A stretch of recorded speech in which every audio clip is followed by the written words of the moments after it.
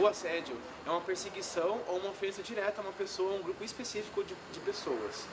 O assédio pode ser classificado em 4 tipos. O moral, que é uma humilhação ou provocação no ambiente de trabalho. O verbal, que são ofensas verbalizadas. O físico, que são agressões físicas. E o psicológico, que são provocações ao longo de um determinado tempo. Mesmo com tantas leis e campanhas de conscientização, o assédio ainda é uma realidade triste da nossa sociedade atual.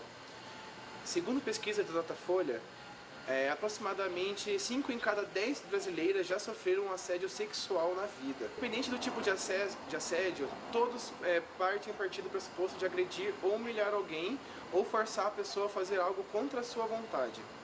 Um caso que aconteceu em São Paulo, ano passado, onde um homem de 26 anos ejaculou em uma outra passageira em um transporte público, às 7h14 da manhã, enquanto ela ia ao trabalho. A mesma não acreditou e pediu ajuda aos outros do ônibus, onde os outros não a ajudaram prontamente. Entrevistamos individualmente uma vítima de assédio sexual sobre sua experiência e gravamos o ocorrido. Eu estava voltando da faculdade num dia que estava chovendo muito e meu guarda-chuva estava quebrado, então ele estava bem baixinho assim o cabo dele, então eu não via muito as coisas que estavam à minha volta e nem escutava por causa do barulho da chuva. Quando eu estava quase chegando em casa, eu senti alguma coisa. Quando eu olhei para trás, tinha um homem com o pênis para fora, ejaculando na minha bunda e na minha perna. Eu vi aquilo, foi muito rápido, eu xinguei ele, e daí ele saiu correndo. E daí depois disso eu fiquei muito traumatizada, eu chorei bastante, comprei um taser e tive vários pesadelos. A menina do áudio sofreu muito estresse emocional pelo acontecimento e demorou muitos meses para se sentir segura andando na rua.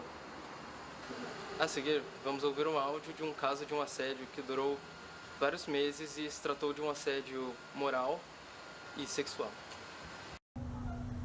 Você já sofreu algum tipo de assédio? Se sim, de que tipo? Sim, acredito que durante a vida já sofri assédio moral, verbal, sexual.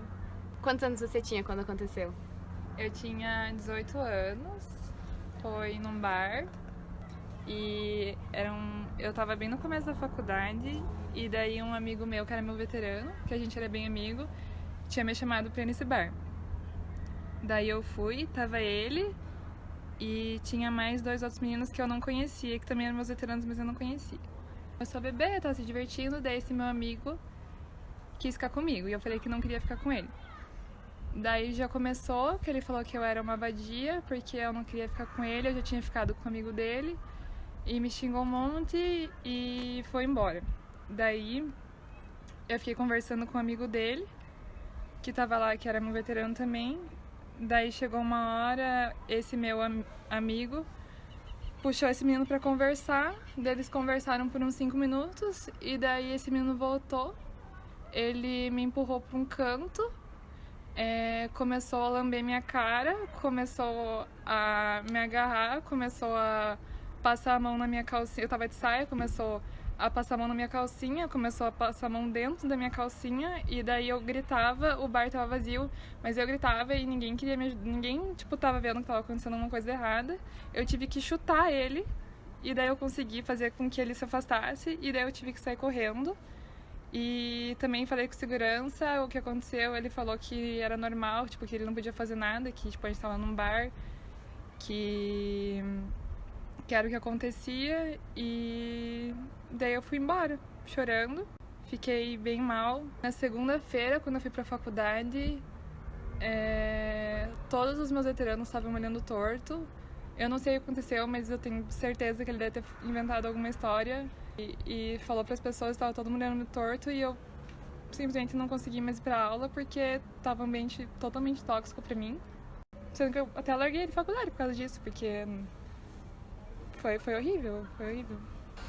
Este é apenas um dos muitos casos que acontecem diariamente de assédio no Brasil.